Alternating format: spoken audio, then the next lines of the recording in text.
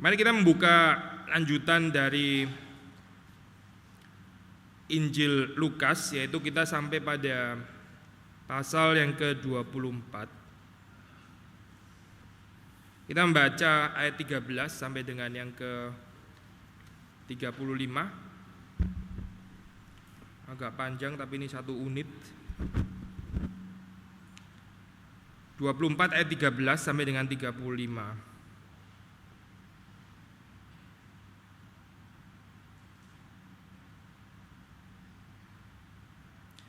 Kita membaca bergantian, saya membaca yang narator seperti biasa, saudara yang laki membaca yang perkataan langsung Tuhan Yesus, lalu perkataan langsung dari yang lain atau murid-murid ini dibaca oleh perempuan. 13 sampai 35 ya, Lukas 24. Pada hari itu juga dua orang dari murid-murid Yesus pergi ke sebuah kampung bernama Emmaus yang terletak kira-kira 7 mil jauhnya dari Yerusalem, dan mereka bercakap-cakap tentang segala sesuatu yang telah terjadi.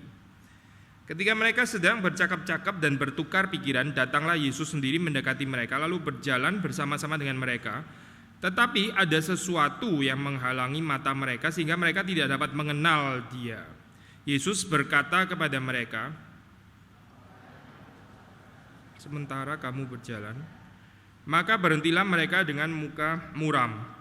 Seorang dari mereka namanya Kleopas menjawabnya, "Adakah engkau satu-satunya orang asing di Yerusalem yang tidak tahu apa yang terjadi di situ pada hari-hari belakangan ini?" Katanya kepada mereka, "Apakah itu?" Jawab mereka, "Apa yang terjadi dengan Yesus orang Nazaret? Dia adalah seorang nabi yang berkuasa dalam pekerjaan dan perkataan di hadapan Allah dan di depan seluruh bangsa kami. Tetapi imam-imam kepala dan pemimpin-pemimpin kami telah menyerahkan Dia untuk dihukum mati, dan mereka telah menyalibkannya. Padahal kami dahulu mengharapkan bahwa Dialah yang datang untuk membebaskan bangsa Israel. Tetapi sementara itu telah lewat 3 hari sejak semuanya itu terjadi.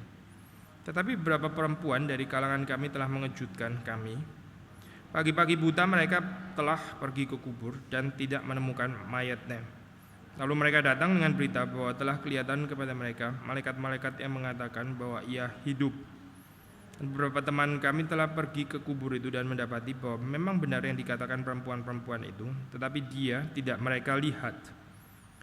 Lalu Ia berkata kepada mereka, "Hai kamu orang bodoh, betapa lambannya hatimu sehingga kamu tidak percaya segala sesuatu yang telah dikatakan para nabi.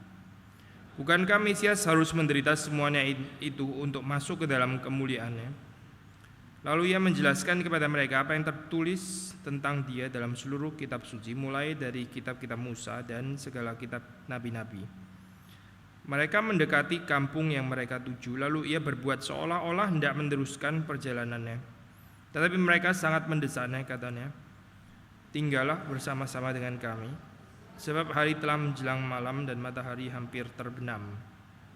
Lalu masuklah Ia untuk tinggal bersama-sama dengan mereka. Waktu Ia duduk makan dengan mereka, Ia mengambil roti, mengucap berkat, lalu memecah-mecahkannya dan memberikannya kepada mereka. Ketika itu terbukalah mata mereka dan mereka pun mengenal Dia, tetapi Ia lenyap dari tengah-tengah mereka. Kata mereka seorang kepada yang lain, "Bukankah hati kita berkobar-kobar ketika Ia berbicara dengan kita di tengah jalan dan ketika Ia menerangkan kitab suci kepada kita?" Lalu bangunlah mereka dan terus kembali ke Yerusalem. Di situ mereka mendapati ke-11 murid itu. Mereka sedang berkumpul bersama-sama dengan teman-teman mereka. Kata mereka itu, "Sesungguhnya Tuhan telah bangkit dan telah menampakkan diri kepada Simon." Lalu kedua orang itu pun menceritakan apa yang terjadi di tengah jalan dan bagaimana mereka mengenal Dia pada waktu Ia memecah-mecahkan roti. Mari kita berdoa, kita minta pertolongan anugerah Tuhan. Tuhan, kami bersyukur untuk pagi hari ini Engkau memberi kepada kami sekali lagi saat, tempat, kesempatan untuk kami bisa datang beribadah kepada Tuhan. Kiranya Engkau menerima ibadah kami, Tuhan yang menyucikan, melayakkan kami, juga khususnya ketika kami akan merenungkan firman Tuhan bersama-sama. Tuhan yang sekali lagi membersihkan, menguduskan, menguatkan kami dengan berita firman Tuhan. Kiranya Tuhan melayakkan hamba-Mu juga, dan setiap kami yang mendengar pada pagi hari ini tidak ada seorang pun yang pulang dengan tidak membawa berkat Tuhan. Kami mengundang Engkau hadir bersama-sama dengan kami, dan Tuhan bekerja dengan leluasa. Demi Yesus Kristus kami berdoa. Amin. Saudara, ini adalah catatan kedua tentang peristiwa kesaksian kebangkitan Yesus Kristus. Kita sudah merenungkan, membaca di dalam bagian yang sebelumnya, yaitu bahwa di situ setidaknya ada beberapa elemen ya, waktu kita memikirkan tentang kebangkitan Yesus. 24:1 sampai 12 itu dibangun di dalam salah satu tradisi yang sangat penting, yaitu tentang empty tomb, tentang kubur kosong. Tapi selain kubur kosong, kita juga melihat tradisi yang lain, yaitu tradisi dari penampakan-penampakan atau appearances ya. Dan kita melihat di dalam bagian ini, khususnya waktu merenungkan atau memikirkan bagian appearances, itu ada prinsip yang sifatnya paradoksikal, yaitu satu sisi appearances itu begitu palpable ya, sangat bisa diakses oleh pengalaman indrawi ya, itu betul-betul Yesus yang berjalan bersama dengan mereka, bukan hantu. Tapi di sisi yang lain ya tetap remain sebagai appearances. Kita tahu di dalam bagian akhir Yesus terus tiba-tiba lenyap justru waktu mereka setelah menjadi celik di sini. Nah, itu gambaran ini merupakan satu gambaran yang diberitakan oleh Alkitab yang seharusnya bisa menjawab pertanyaan yang ngotot terus untuk dilontarkan untuk melakukan penyelidikan secara saintifik begitu ya.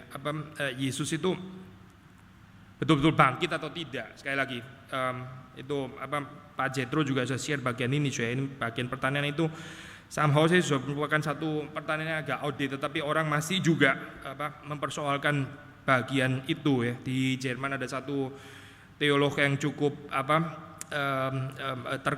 terkenalnya bukan dalam pengertian famous tapi infamous, karena dia mengajarkan tentang teori Yesus yang tidak bangkit dan sebagainya. Dia mengambil account dari Markus yang kepotong dan seterusnya. Lalu dia sempat diberhentikan dari tanggung jawab dia untuk menjadi pelayan gereja ya, sebagai pendeta dan sebagainya, dan akhirnya tapi tetap diberikan kesempatan untuk terus mengajar. Nah, ini orang membangun di dalam satu cerita tentang ketidakbenaran tentang cerita kebangkitan Kristus dan seterusnya. Lalu terjadi perdebatan dengan teolog-teolog konservatif dan seterusnya. Somehow masih bisa memberikan satu excitement begitu perdebatan ini, padahal juga sebetulnya merupakan satu perdebatan yang sudah kuno sekali. Intinya kalau kita memang nggak percaya ya kita nggak percaya, kalau kita mau percaya kita percaya.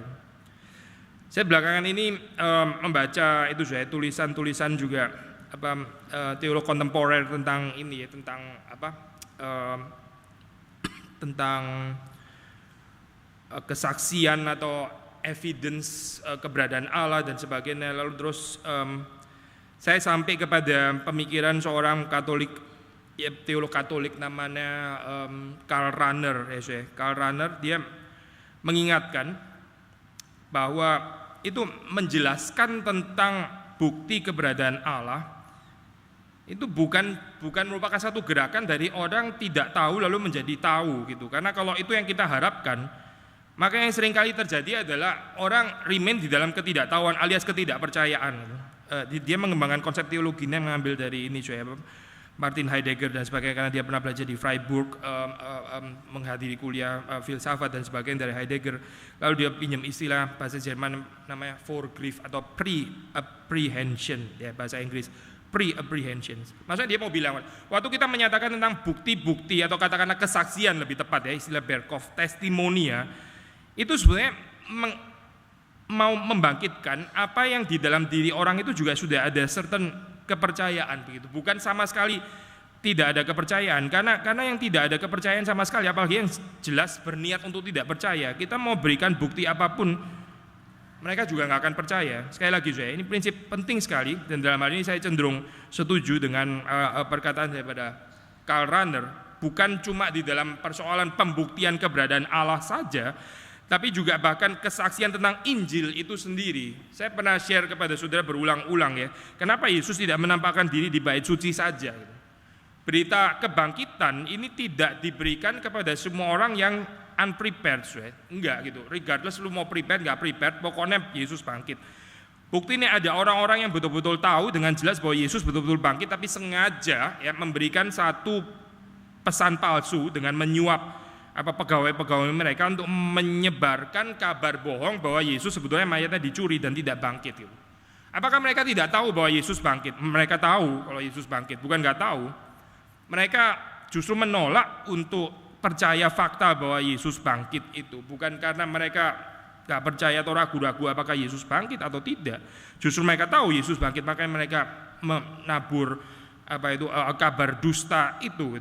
Sekali lagi saya, di dalam bagian ini pun waktu kita melihat bagaimana Yesus memperkenalkan dirinya juga di dalam waktu yang diambil secara progresif begitu, nggak langsung menyatakan dirinya.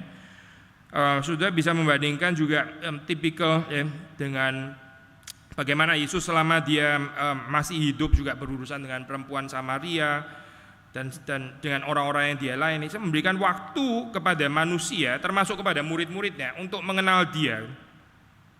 Bukan menjadi tidak sabar lalu terus habis itu marah-marah kenapa begini jelas kok nggak mengerti begitu ya. Nah akhirnya ada seperti kayak seolah-olah ya ini ketidaksabaran kita baca dalam ayat 25, hai kamu orang bodoh, tapi kita percaya Yesus nggak mungkin nggak sabar kan ya. Jadi dalam hal ini bukan karena Yesus tidak sabar, tapi karena memang mereka yang betul-betul terlalu lamban gitu. Tapi dia sudah memberikan kesempatan ya kepada murid-murid ini untuk mengenal dia, untuk kemudian menjelaskan kepada mereka apa yang tertulis tentang dirinya di dalam kitab suci, di dalam perjanjian lama ya, dalam bahasa kita. Dan mereka dipimpin untuk masuk ke dalam pengenalan tersebut. Nah, so waktu kita membaca di dalam bagian ini settingnya sederhana begitu ya. Pada hari itu juga meaning menyambung langsung daripada catatan pasal yang ke-24 ayat 1 dan sampai 12, 1 sampai 12 ayat 13 pada hari itu juga. Jadi ini menyatakan satu kesaksian itu yang sifatnya emergence. Ini nothing to do sama emergent church ya, nothing to do. Istilah emergence itu maksudnya apa ya? Kesaksian Yesus yang terjadi di sini dan di sana dan di sini dan di sana ya. Nggak harus serentak juga memang, tapi yang pasti bukan sequential dan bukan di dalam pengertian urutan siapa dulu baru ini tidak gitu, tapi dalam pengertian emergence. Di dalam dunia sains atau bahkan juga humanity studies itu ya, istilah emergence itu seringkali dipakai di dalam pengertian orang yang menyelidiki sesuatu ya di bagian belahan bumi tertentu lalu menemukan certain teori, ternyata di bagian belahan bumi yang lain juga menemukan teori yang sama ya, tanpa saling mempengaruhi, tanpa ada interaksi, tanpa ada surat menyurat dan sebagainya, tapi bisa sampai kepada kesimpulan yang sama atau setidaknya mirip. Itu namanya emergence ya. Ini menyatakan pimpinan daripada Tuhan ya, yang nggak dikontrol oleh hubungan sebab dan akibat. Sekali lagi saya menyatakan kedaulatan Tuhan yang menyatakan pimpinan anugerah dan berkatnya di dalam dunia ini, di dalam hubungan yang melampaui sebab akibat. Kita seringkali menanyakan kalimat itu kan saya. Kalau kita dengar misalnya khotbah yang mirip atau perkataan yang mirip, terus kita langsung tanya siapa yang baca siapa begini kan ya. Kalau orang yang sudah mati jawaban lebih gampang, ya sudah pasti yang hidup yang baca yang sudah mati begitu kan ya. Gak mungkin orang tahun 1600 dipengaruhi oleh orang zaman kita sekarang begitu. Tapi bahkan waktu kita masih hidup pun kadang-kadang juga ada pertanyaan seperti itu ya. Ini sebetulnya siapa yang dipengaruhi siapa begitu ya. Seperti sudah tahu saya ini banyak miripnya dengan Pak Jethro. Orang selalu pikir Pak Jethro dipengaruhi saya, padahal ada bagian-bagian yang saya dipengaruhi juga gitu. Tapi mungkin saudara pikir tetap dia yang dipengaruhi saya gitu. Karena hanya sekedar saya lebih tua begitu saya. Kita selalu pikir ini siapa dipengaruhi siapa dipengaruhi siapa mirip siapa yang meneladani siapa dan sebagainya. Tapi cara Tuhan bekerja bukan di dalam cara seperti itu. Ataupun kalau dia mau, dia juga bisa bekerja cara seperti itu, tapi itu bukan cara yang mutlak yang dipakai oleh Tuhan. Dalam bagian ini saya, kesaksian tentang kebangkitan ini satu peristiwa emergens. Sekali lagi ya, saya bukan mengatakan bahwa Yesus hadir sekaligus di sini dan di situ dan di sini, bukan ya. Alkitab nggak mencatat seperti itu. Bukan di dalam pengertian kemahahadiran di dalam semua tempat lalu masing-masing ada begitu at the same time di dalam waktu yang sama, tidak. Tapi sudah melihat di situ bahwa kesaksian satu dan yang lainnya ini nggak necessarily langsung berhubungan secara logika sekuensial begitu ya, tidak. Tapi lebih mirip seperti kayak permainan puzzle yang setelah ditata lalu terus kemudian menghasilkan big picture yang bisa dilihat itu. Saudara pernah main puzzle kan ya? Nggak ada logikanya kan ya? Kenapa sini dulu baru sini kan? Nggak ada kan? Saudara atur aja, pokoknya atur di tempat yang benar masing-masing. Terus setelah itu kita selesai, lihat dapat gambaran big picture. Kita melihat kehidupan kita juga seperti itu kan, saudara. Fakta-fakta yang terjadi dalam kehidupan kita itu juga nggak ada logikanya. Kenapa saya hari ini mengalami ini, lalu besok mengalami itu?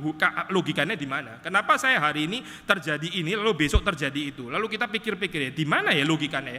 Apa hubungannya besok dengan hari ini gitu ya? Kenapa terjadi hari ini hubungannya dengan kemarin? Apakah ini akibat daripada kemarin? Ya enggak juga, saudara. Itu hidup seperti kayak random kan? Hidup seperti kayak acak begitu, saudara. Hidup seperti kayak enggak ada kaitannya sama sekali. Ini bukan enggak ada kaitannya, saudara. Bukan enggak ada kaitannya. Tapi itu tertata dengan indah, meskipun kita enggak bisa memahami sepenuhnya. Karena puzzle kita belum komplit memang, saudara. Kita belum melihat daripada seluruh big picture yang Tuhan hadirkan di dalam kehidupan kita. Waktu sudah membaca bagian ini ya, at the end daripada perikop ini kita akan mendapati bahwa cerita daripada kedua orang ini melengkapi kesaksian dari perempuan-perempuan yang di dalam tradisi empty tomb.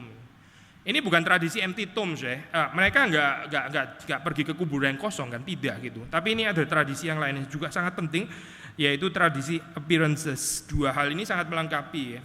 Di dalam empty tomb ada juga appearances malaikat, dan di sini appearances tekanannya, tapi mereka juga mendengar tentang tradisi empty tomb, kubur kosong yang disaksikan oleh perempuan-perempuan itu kan mereka kutip ya di dalam bagian ini. Nah, di dalam bagaimana Yesus membawa mereka mengenal ya. Di situ ayat 16 terlebih dahulu Lukas mengatakan bahwa ada sesuatu yang menghalangi mata mereka sehingga mereka tidak dapat mengenal Dia. Kita sudah menjelaskan bagian ini, bukan karena Yesus secara physical appearance ya, kemudian mereka nggak bisa mengenal Yesus, tidak gitu. Ini bukan karena Yesus setelah bangkit somehow dia dengan tubuh kemuliaan, lalu mukanya itu muka yang berbeda sehingga mereka nggak bisa lagi mengenali Dia gitu. Dan tekanannya bukan ada di sana, bukan. Tapi sesuatu yang menghalangi mata mereka itu merupakan ketidakmengertian mereka atau kelambanan hati mereka, ketidakpercayaan mereka terhadap segala sesuatu yang telah dikatakan para nabi. Itu yang kita baca dalam ayat ke-25 ya, teguran daripada Yesus Kristus sendiri. Sekali lagi tekanannya bukan pada perubahan yang terjadi pada wajah Yesus yang tidak persis sama dengan pre-Easter begitu, sebelum dia naik ke atas kayu salib, bukan. Tapi pada kelambanan hati mereka, ketidakpercayaan mereka terhadap segala sesuatu yang dikatakan para nabi, itu yang disebut dengan sesuatu. Menarik sekali bagaimana Lukas menekankan bagian ini ya, nggak bisa di overemphasize gitu, dan saya sangat sepakat dengan yang ditulis di dalam buku commentary gitu, yaitu saudara mendapati di situ bahwa mereka mengenal Yesus khususnya di dalam dua elemen yang sangat penting di situ, kehadiran Yesus di dalam firman ya, di dalam firman yang sudah diberikan kepada mereka, lalu satu lagi di dalam perjamuan ya. Ini dua elemen yang sangat penting ya, yang constitutes early church worship ya. Sekali lagi ya, firman dan sakramen dan dua-duanya Yesus hadir di sana. Dua-duanya Yesus ada di sana. Yesus menjelaskan dirinya sendiri di dalam firman ya. Dia menjelaskan tentang dirinya sendiri. Dan orang menemukan Yesus di situ, di firman. Tapi Yesus sendiri hadir di sana. Dan juga melalui sakramen, dan Yesus sendiri juga hadir di sana. Ada dua tendensi, ada dua tendensi yang salah, yang sama-sama salah. Orang yang berusaha untuk terus membaca firman, tapi gak ada kehadiran Kristus, gak ada kehadiran Tuhan yang menjelaskan kepada dia. Buat dia gak penting kehadiran Tuhan. Atau di dalam cara yang sama begitu ya, orang yang mempunyai satu pikiran yang luar biasa magis tentang perjamuan kudus, sampai yang penting itu adalah rotinya dan anggurnya sendiri yang dianggap punya certain magical power, tapi bukan merenungkan tentang kehadiran Kristus sebetulnya, tapi kuasa yang ada pada roti dan anggur. Bukan kehadiran Kristus yang penting. Ini ekstrim satu, sekali lagi ya. Intinya adalah without the presence of Christ, tanpa kehadiran Kristus ya. Jadi mencari di dalam firman, menggali, tapi bukan dipimpin oleh Roh Kudus yang membawa kita ke dalam pengenalan akan Kristus, akan Allah, dan juga seperti berbagian di dalam perjamuan kudus tapi enggak merenungkan tentang kehadiran Kristus. Persoalan pertama saya.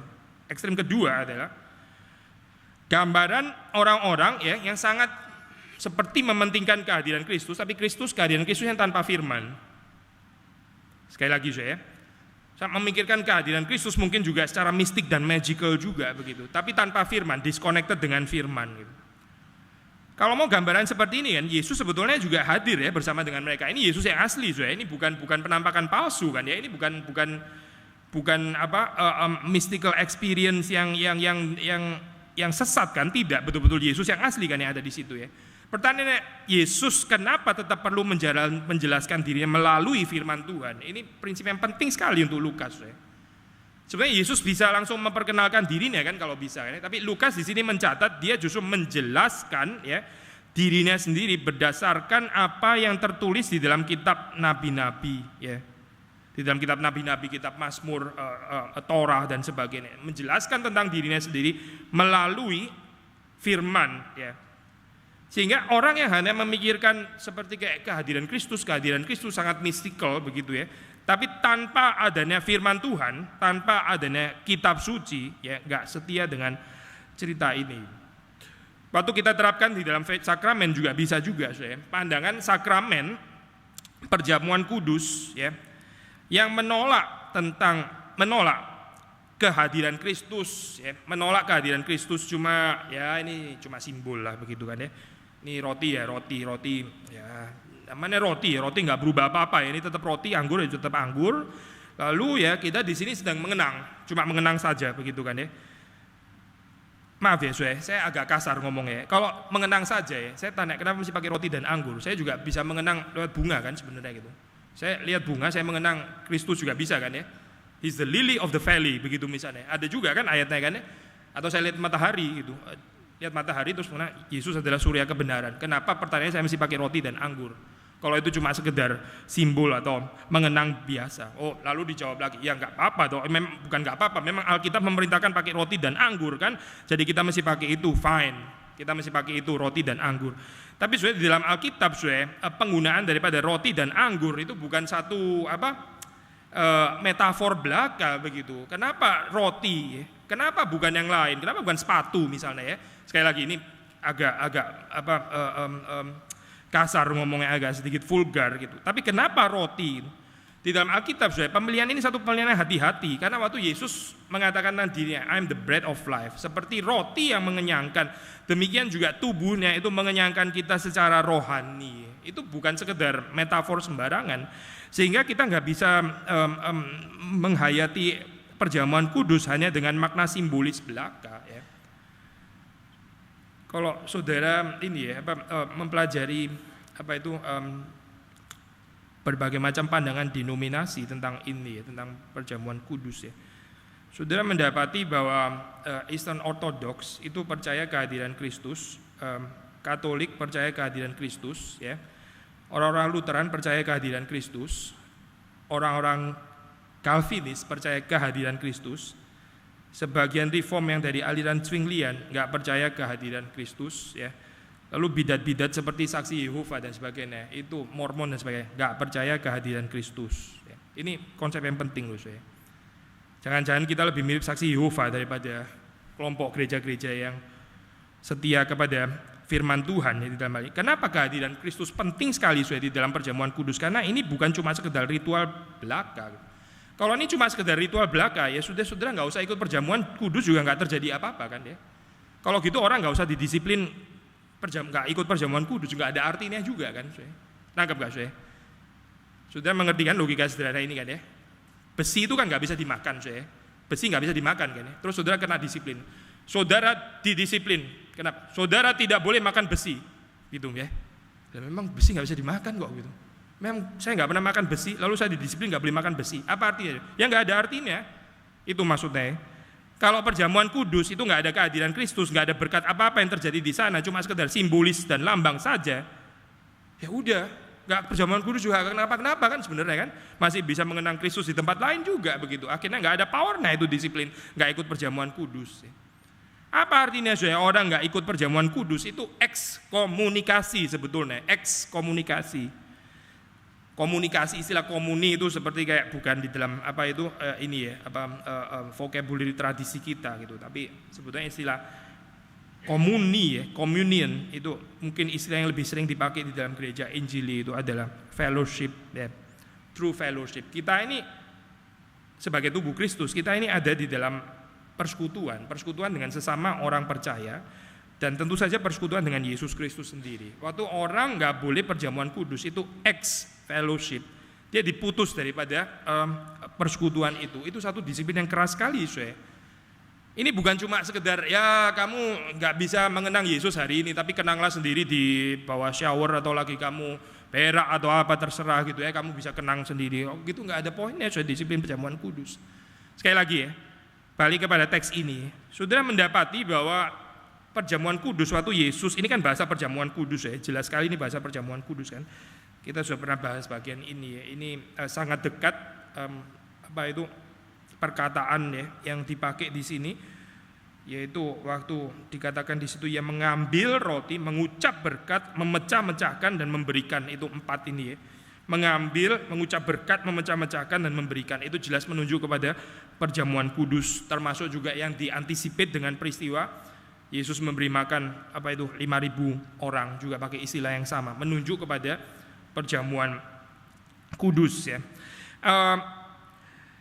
Di tengah-tengah celiknya mereka, ya di tengah-tengah mereka celik untuk mengerti siapa Yesus. Itu Yesus kan sedang ada di sana, ya. Ada Christ real presence di situ. Yesus sedang ada di sana dan bersama-sama dengan mereka. Ya. Ini bagian yang sangat penting untuk dihayati waktu kita menjalankan atau berbagian di dalam perjamuan kudus.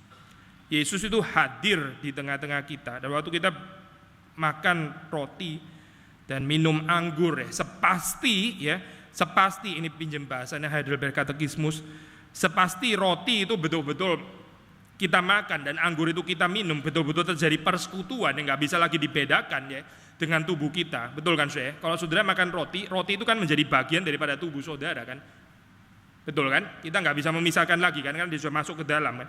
Sepasti itu juga ya, kita itu dipersekutukan dengan Yesus Kristus, kita menjadi bagian anggota daripada tubuhnya.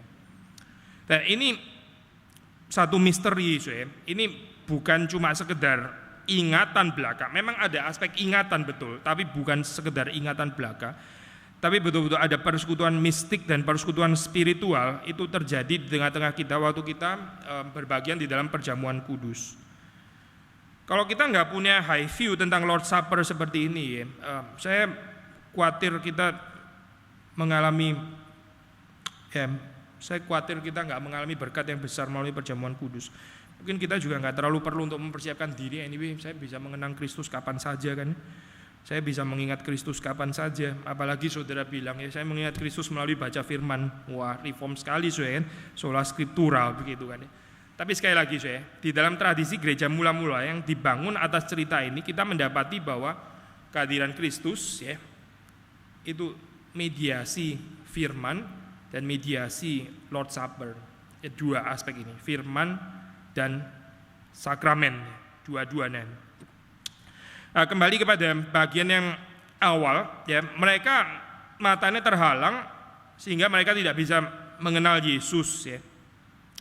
Lalu kemudian Yesus membawa mereka, ini tipikal kepada pengenalan akan diri yang ada sangat berkaitan dengan pengenalan yang benar akan Allah ya, membawa mereka terlebih dahulu untuk mengatakan apa yang menjadi pergumulan mereka ya. Yesus mendengar, Yesus memberikan kepada mereka kesempatan untuk menyatakan ketidakpercayaan mereka ya, keraguan-raguan mereka, kemuraman mereka, lalu apalagi ketidakadaan harapan di dalam diri mereka. Itu diberikan kesempatan untuk berbicara. Ini satu hal yang juga merupakan satu prinsip yang kita semua bisa belajar ya, di dalam kehidupan pelayanan kita. Terlebih dahulu memberikan kesempatan orang untuk berbicara, termasuk juga dalam perspektif yang keliru sekalipun ya, atau perspektif yang tidak lengkap, nggak apa-apa. Tapi kemudian kita melihat di dalam akhir daripada cerita ini atau pembicaraan ini, Yesus kemudian melengkapi apa yang kurang, begitu kan ya.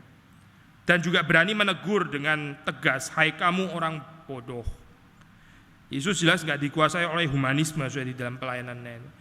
Ada saat-saat di mana kita terus mau mendengar, tapi kita sendiri nggak mau menyatakan teguran atau point of view yang kita percaya itu adalah sesuatu yang alkitabiah. Sisi yang lain, mungkin ada jenis pelayanan yang juga nggak mau mendengar kesulitan orang lain. Ya. Pokoknya saya prinsipnya ini sudah selesai. Lu terima nggak terima, ini prinsip yang benar kayak begini gitu ya. Terus dia mau ngomong, ini prinsip yang benar. Tapi ini prinsip yang benar, begitu kan ya. Itu bukan pelayanan saya. Pelayanan itu mendengar kesulitan lo, kita coba mengerti dia sulit karena apa. Karena kenapa dia nggak bisa percaya? Kenapa dia ada kesulitan dalam ini? Kita coba menggali dulu, kita coba mengerti terlebih dahulu apa yang menjadi kesulitan di dalam diri orang tersebut. Baru setelah itu kita memberikan pengajaran kepada mereka. Ya, ini saya dua ekstrim ya. Satu mendengar tapi nggak berani menegur, mendengar, mengerti, nggak berani menegur, ya humanisme. Atau orang belum juga ngomong, sudah ditegur duluan, begitu kan ya. Saya sudah tahu pasti problemnya ini kan ya. Jawabannya saya juga sudah ada, sudah nggak usah ngomong lagi, buang-buang waktu saya ini orang sibuk lagian. Akhirnya kita nggak mendengar, tapi terus langsung kasih teguran dan sebagainya dan seterusnya. Tapi kita membaca di dalam cerita ini, ada dua-duanya dan cukup panjang sebetulnya. Yesus memberikan kepada mereka kesempatan untuk menyaksikan apa yang ada di dalam pikiran mereka, ya. Dan juga nggak sepenuhnya salah. Ya. Ini siapa komentator Craddock mengatakan bahwa sebetulnya di dalam bagian ini ya, cerita ini adalah cerita yang sengaja dihadirkan oleh Lukas untuk menyatakan itu apa sih artinya Injil itu. Jadi melalui pembicaraan dua orang ini yang mengatakan, tapi belum komplit karena belum dilengkapi oleh perspektif kebangkitan, ya. Masih samar-samar gitu. Injil di situ dikatakan gitu. Mulai dengan ayat ke-11 itu, yaitu apa yang terjadi dengan Yesus orang Nazaret. Dia seorang nabi berkuasa dalam pekerjaan dan perkataan di hadapan Allah, di depan seluruh bangsa dan sebagainya. Ini cerita tentang Injil kan. Ini summary daripada Injil sebetulnya yang dibicarakan mereka. Tapi ya belum dilengkapi dengan perspektif atau puzzle kebangkitan, itu masih sangat samar. Mereka mengatakan juga bahwa ada perempuan-perempuan yang mengatakan bahwa dia hidup, dia bangkit dan sebagainya ya. Tapi mereka somehow juga masih agak ragu-ragu, nggak sepenuhnya percaya. Dan kemudian Yesus menegur mereka, betapa lamban hatimu, ya. Kamu orang bodoh, kamu tidak percaya segala sesuatu yang dikatakan para nabi. Sekali lagi ya, perspektif Lukas ya. Ini Yesus sendiri hadir di situ kan, saya. Appearance ini kan, wah sangat-sangat spektakuler kan sebetulnya penampakan ini ya. Tapi Yesus tetap menjelaskan dirinya juga dari firman Tuhan ya. Dia bukan terus mendemonstrasikan tentang apa itu, tubuh kemuliaan yang baru yang bisa sangat mengagetkan dan sebagainya, tidak, tapi dia tetap pakai firman Tuhan. Apalagi prinsip ini alangkah pentingnya untuk kita yang nggak hidup sejaman dengan Yesus. Kita bukan membangun iman kita dari tradisi penglihatan akan Kristus, karena ini penglihatan yang asli pun nggak dipakai oleh Yesus, yang nggak pakai Yesus sendiri. Yesus sendiri tidak memakai ini, pengenalan akan dirinya berdasarkan penglihatan, tapi dia membawa mereka akan pengenalan firman Tuhan sebagaimana yang sudah dinyatakan oleh para nabi. Ini perspektif ini penting sekali untuk Lukas ya. Pengenalan akan Kristus, pengenalan akan Allah melalui firman Tuhan. Bahkan dia sendiri sedang hadir di sana, tapi dia bukan pakai itu sebagai cara untuk membawa mereka kepada iman, tapi dia membawa mereka kepada iman yang dibangun di dalam ajaran para nabi atau kitab suci, firman Tuhan. Prinsip pengenalan akan prinsip bahwa Mesias harus menderita untuk masuk ke dalam kemuliaannya, itu lebih penting daripada mereka bisa melihat wajah Yesus yang berkilauan. Lihat wajah Yesus berkilauan terus nggak ngerti prinsip ini apa artinya.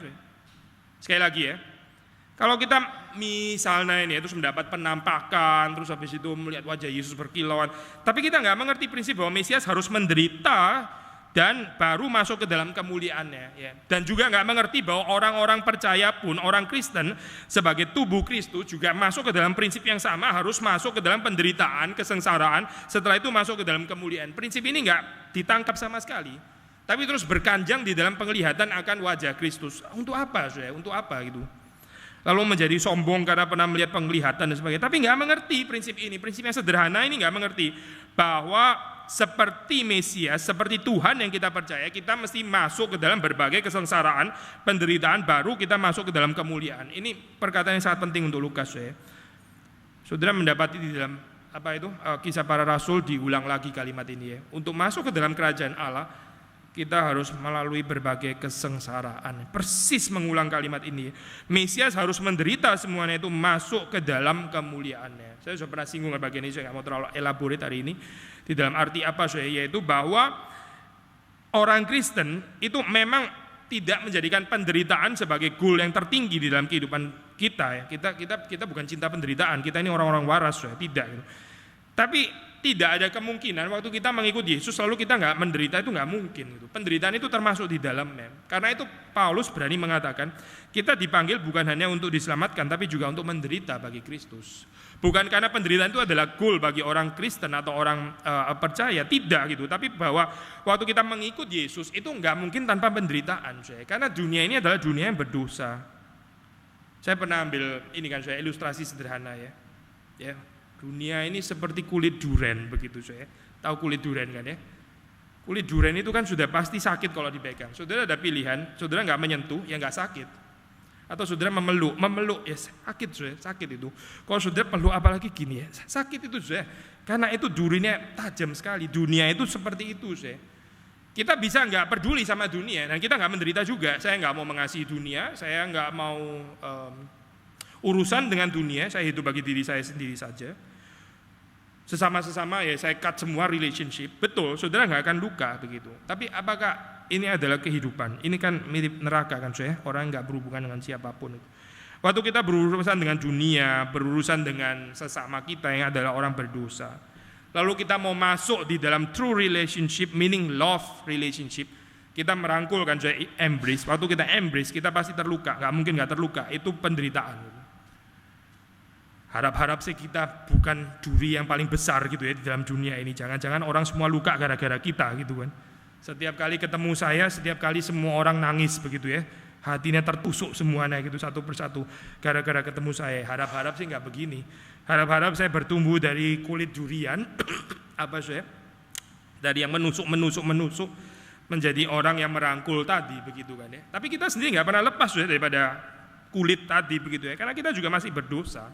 Kita nggak sempurna, perkataan kita juga masih akan melukai orang lain juga. Gak apa-apa, di dalam kekristenan kita percaya ada pengampunan kok, bukan percaya adanya idealisme orang nggak akan saling melukai lagi, tidak gitu. Tapi kita percaya adanya kedewasaan, dan salah satu kedewasaan itu adalah ya pengampunan, bisa mengampuni satu dengan yang lain.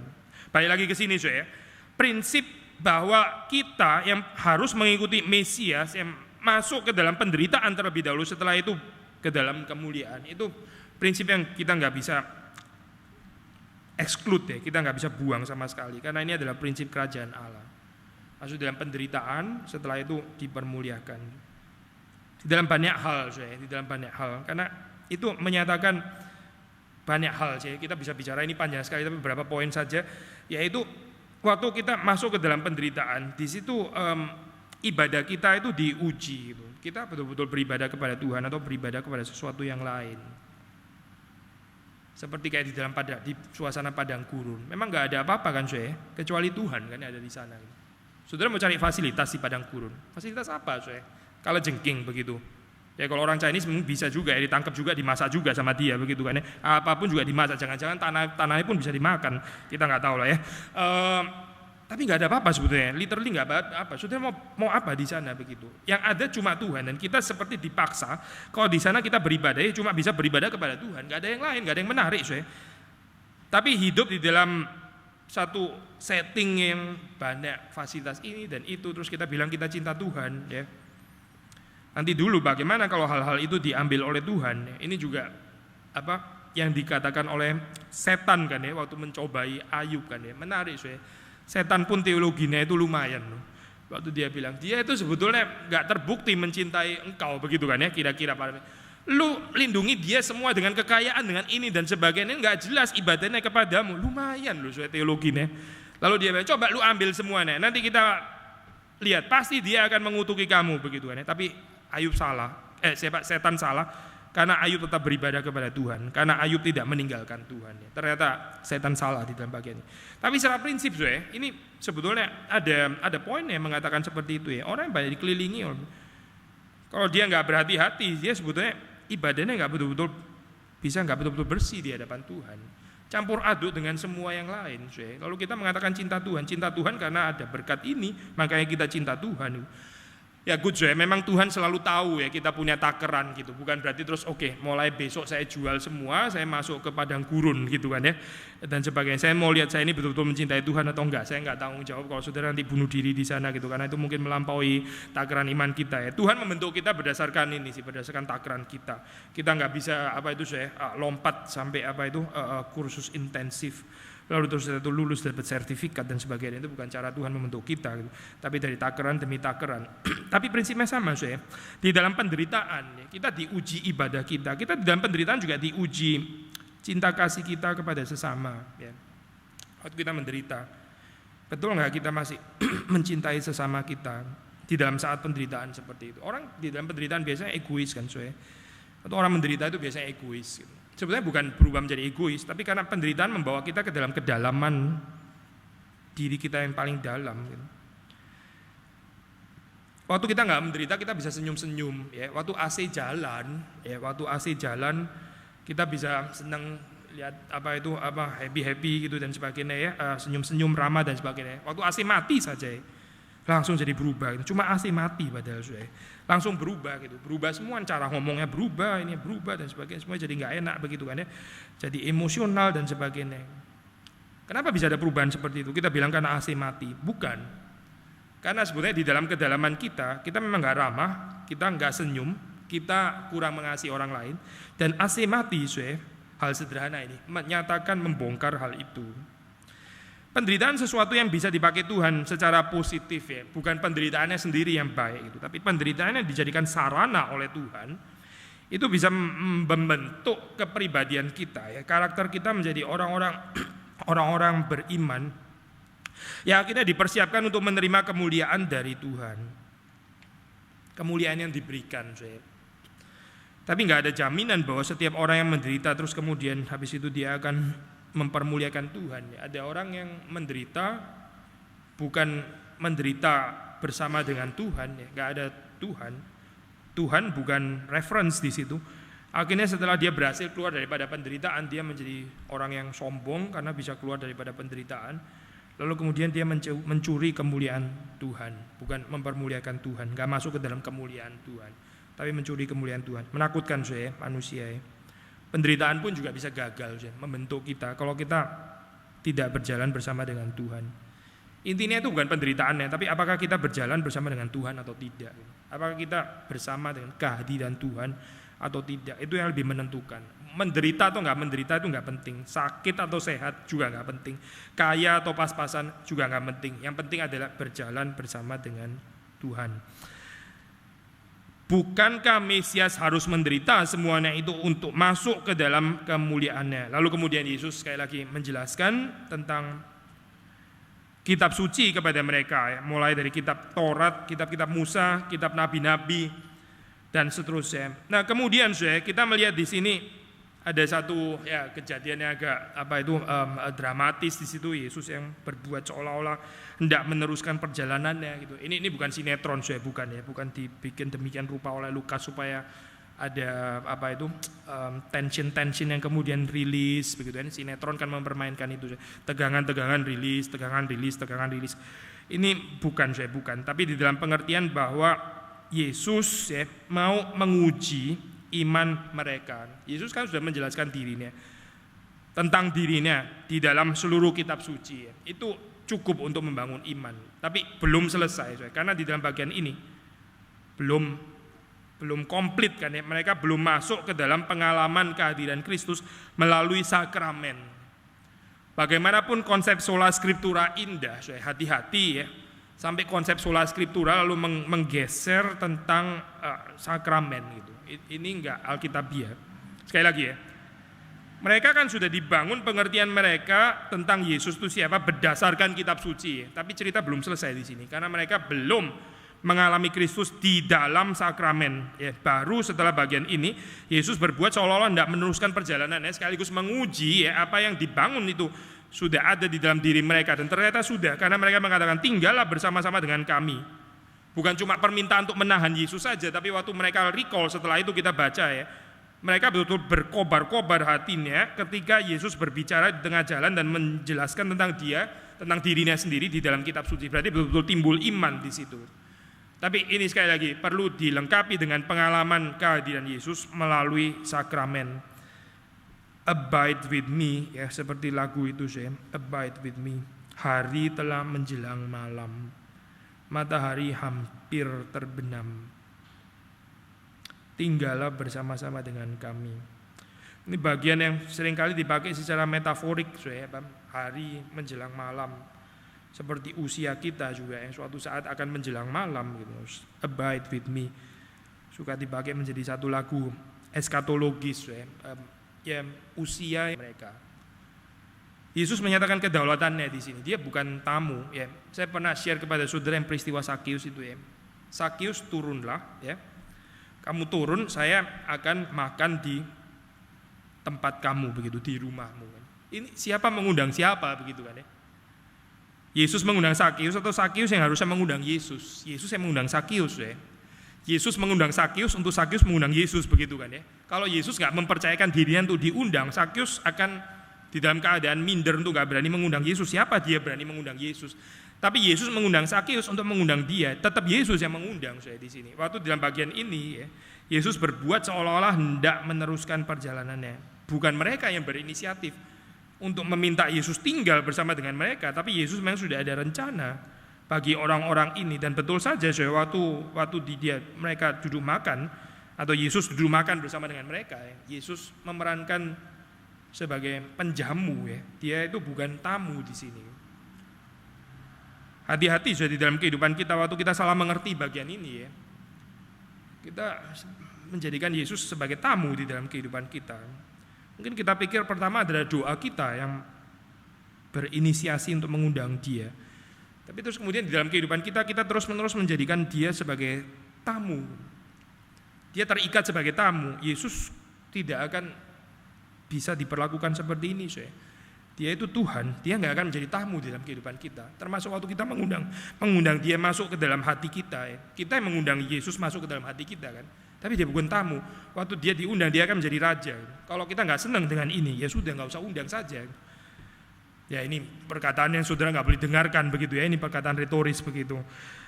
Yesus masuk, dia yang menjamu mereka. Saudara bayangkan ya kalau ada tamu betul-betul seperti ini ya. Saudara ajak masuk ke rumah ya. Habis itu dia buka toples. Terus ayo silakan duduk gitu. Saudara bingung kan. Sebentar Pak, cuma mau mengingatkan ya. Ini rumah saya begitu kan. Atau kita orang timur suka pakai, sudahlah ini anggap rumah sendiri gitu kan ya. Lalu tadi sudah bilang anggap rumah sendiri, saya buka toples sendiri, saya keluarin makanan semuanya, saya menjamu kamu karena saya anggap ini rumah saya sendiri. Saya bukan cuma menganggap ini rumah sendiri, saya anggap kamu tamu malahan sekarang begitu kan ya. Dan seterusnya. Itu kebudayaan sangat nggak biasa kan saya. Kita sangat terganggu dengan gaya seperti ini karena kita masih mau, kita yang mengundang ya, kita yang menjamu. Kita menjadi tamu begitu kan. Kita menjadi penjamu begitu, bukan menjadi tamu. Tapi waktu Yesus masuk ke dalam kehidupan kita, dia nggak akan menjadi tamu, saya tidak. Itu bukan natur dari Tuhan. Tuhan nggak akan pernah jadi tamu di dalam kehidupan kita waktu kita mengundang di dalamnya. Waktu kita mengundang dia, itu kita mengundang dia sebagai Tuhan, sebagai raja, bukan sebagai tamu. Dan Yesus yang menjamu kita. Dia mengambil roti, mengucap berkat, memecahkan dan memberikan kepada mereka. Good news saya, waktu dia bukan menjadi tamu, waktu dia menjadi penjamu ya, waktu dia yang menjamu kita, itu justru good news gitu. Kita jangan pikir wah cilaka, setelah diundang ternyata dia merajalela begitu kan ya. Bukan merajalela saya, tapi Yesus melakukan pelayanan. Justru kita lebih tidak berbahagia kalau kita sudah menjamu, akhirnya kita juga yang mesti menjamu terus. Yesus tidak gitu. Cerita kehidupan Kristen itu adalah waktu Yesus diundang masuk ke dalam kehidupan kita, Yesus yang akan menjamu kita. Yesus yang akan mengenyangkan kita. Yesus yang akan memecah-mecahkan roti dan memberikan kepada kita. Ini pelayanan yang dilakukan Yesus di dalam kehidupan kita ya, bukan seorang Hitler, bukan seorang diktator yang kemudian setelah masuk kita undang nggak mau keluar lagi terus menyengsarakan kehidupan kita, tidak. Tapi Tuhan yang akan melayani dan menjamu kita. Justru bodoh saya orang yang sudah mengundang Yesus tapi nggak mau mempercayakan dia peran sebagai penjamu, tapi tetap mau menjalankan peran sebagai penjamu, itu orang yang bodoh. Kehidupan orang seperti itu akan sangat lelah. Seperti Marta ya, seperti Marta. Apa bedanya Marta sama Maria? Ini perspektif yang lain lagi, so kita pernah bahas bagian ini kan ya. Salah satunya yaitu waktu Yesus masuk ke dalam rumahnya, Maria menjadikan Yesus sebagai tuan, dia berbicara, Yesus berbicara, mengajar, dan Maria justru seperti kayak tamu undangan di situ. Tapi Marta tidak. Marta berusaha untuk menjadi penjamu, akhirnya dia sendiri yang kewalahan, akhirnya dia sendiri exhausted, akhirnya dia sendiri yang uring-uringan dan sebagainya, jadi tersinggung dan ini dan itu. Kenapa? Karena dia tidak menjadikan Yesus sebagai penjamu, dia mau menjamu Yesus. Kehidupan saudara dan saya, ya, kita membiarkan Yesus menjamu kita, menanggung persoalan kita, mengenyangkan kita, atau kita yang justru malah mau menolong Tuhan yang kelaparan. Ya, kita yang mau membantu Tuhan dan sebagainya. Bagian-bagian yang kita baca hari ini jawabannya tidak. Terakhir saya, mungkin 2 poin terakhir. Mereka celik, ya. Mereka menjadi melihat. Mereka melihat karena apa saya? Sekali lagi ya, kehadiran Yesus Kristus melalui sakramen. Kalau tadi firman, sekarang sakramen. Dan mereka menjadi celik melihat Yesus yang sudah bangkit justru dari perspektif salib. Dari perspektif kematian ya. Ini adalah Yesus yang sudah mengambil dirinya sendiri, tubuhnya sendiri, lalu mengucap berkat, memecah-mecahkan tubuhnya dan memberikannya kepada mereka. Ya, ini berarti peristiwa pengorbanan di atas kayu salib yang membuat mereka celik untuk mengerti peristiwa kebangkitan. Tapi kemudian dia lenyap dari tengah-tengah mereka. Sekali lagi saya, justru di dalam saat mereka nggak bisa melihat, nggak bisa mengenal siapa ini Yesus, Yesus hadir di situ. Yesus hadir di situ membawa mereka ke dalam pengenalan akan Kristus, akan dirinya. Tapi setelah mereka jelas, setelah mereka celik, Yesus lenyap dari tengah-tengah mereka. Yesus itu bukan makhluk yang kita bisa genggam dengan tangan kayak begini ya, saya tidak gitu. Dia adalah Tuhan. Dia bukan makhluk ciptaan, bukan. Dia adalah Tuhan dan kita nggak bisa memperkosa transendensi Tuhan, tidak bisa. Ada orang yang keliru saya, dia pikir dia sudah dekat dengan Yesus, terus habis itu mulai jadi kurang ajar begitu ya, karena pikir saking intimnya. Kadang kan ada orang seperti ini ya, nggak bisa membedakan kapan dekat, kapan perlu ada hormat, kapan ada respect begitu, karena terlalu dekat. Demikian dekat, bukan sebenarnya nggak ada istilah terlalu dekat, sih istilah yang salah sih ya. Dekat tuh nggak perlu ada keterlaluan. Kita selalu kurang dekat, nggak pernah terlalu dekat gitu. Tapi orang yang nggak menjadi lincah ya, waktu so intimate terus habis itu kehilangan hormat, kehilangan respect. Sebaliknya tentu saja juga bisa terjadi ya, terlalu segen sampai nggak ada intimate relationship sama sekali. Yesus sudah intim sekali kan di sini dengan mereka. Mereka sudah melihat gitu. Alangkah indahnya kalau malam itu ya Yesus tinggal di sana gitu kan. Terus habis itu ditambahin dengan kalimat Walt Disney and they live and they eat happily ever after begitu misalnya. Terus habis itu selesai tirai turun dan sebagainya, terus keluar musiknya dan seterusnya. Tapi tidak gitu. Ceritanya bukan ini. Ceritanya setelah mereka celik, Yesus meninggalkan mereka. Yesus lenyap dari tengah-tengah mereka. Sudah selesai, sudah. Ini orang yang sudah mendengar dan menyaksikan ya, mendengar dengan telinga, melihat dengan mata bahwa Yesus sudah bangkit, sudah selesai di sini. Lalu apa? Mereka mesti pergi untuk memberitakan Injil. Mereka mesti pergi untuk memberitakan Kristus. Bukan terus masuk ke dalam kedekatan yang akhirnya Ivory Tower, Menara Gading ya. Terus seneng begitu ya di situ terus, oh Yesus peluk-pelukan.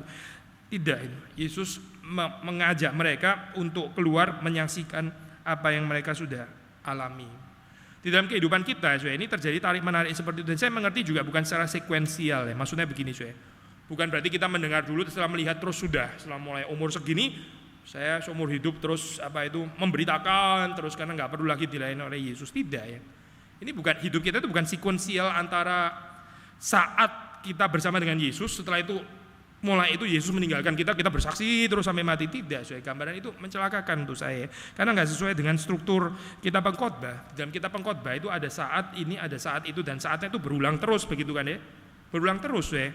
Seperti musim itu berulang terus. Kita nggak bisa bilang setelah paceklik terus habis itu hujan terus sampai saya mati gitu, atau hujan setelah hujan berhenti terus paceklik terus sampai saya mati. Enggak kan, nggak bisa seperti tapi berulang terus gitu. Di dalam kehidupan kita. Teks ini juga merupakan satu teks yang programatis, di dalam arti ada saat di mana kita dijamu oleh Yesus, dijamu, membedakan Yesus menjamu kita. Dia bukan orang undangan, tapi dia adalah penjamu. Lalu setelah kita melihat, setelah kita dikuatkan imannya, kita pergi bersaksi. Waktu kita pergi bersaksi, akan ada saat di mana kita perlu dijamu lagi oleh Kristus. Karena itu perjamuan kudus bukan cuma sekali seumur hidup kan. Baptisan itu sekali seumur hidup gitu. Tapi perjamuan kudus itu berulang-ulang di dalam kehidupan kita. Berarti ada saat di mana kita dijamu lagi dan lagi dan lagi dan lagi. Tapi jangan terus masuk ke dalam jamuan itu nggak mau keluar, tidak ya. Kita diutus keluar untuk menyaksikan Kristus. Setelah itu kita dijamu lagi, kita diberikan kekuatan lagi, kita diberikan perhentian. Kita beribadah hari Minggu juga sama seperti ini. Kita mendapatkan perhentian. Setelah itu kita diutus keluar dari peristirahatan yang kita peroleh pada hari perhentian ini. Setelah itu sampai hari Sabtu kita mulai mempersiapkan diri untuk datang beribadah kembali kepada Tuhan. Kiranya pengalaman 2 orang Emmaus ini juga bisa menjadi pengalaman pribadi kita. Tuhan memberkati kita. Mari kita masuk dalam doa. Tuhan, kami bersyukur untuk firman Tuhan, untuk Engkau yang sudah bangkit, yang menyatakan diri, yang memperkenalkan diri-Mu kepada kami, yang menjamu kami dengan tubuh dan darah-Mu sendiri. Kami bersyukur Tuhan untuk kelimpahan firman Tuhan, dan Tuhan yang mau memberkati perjalanan kehidupan kami. Tolong kami menjadi saksi-Mu dimanapun Tuhan menempatkan kami, supaya nama Tuhan boleh terus dipermuliakan dan lebih banyak lagi orang yang percaya kepada Tuhan. Demi Yesus Kristus kami berdoa dan kami bersyukur. Amin.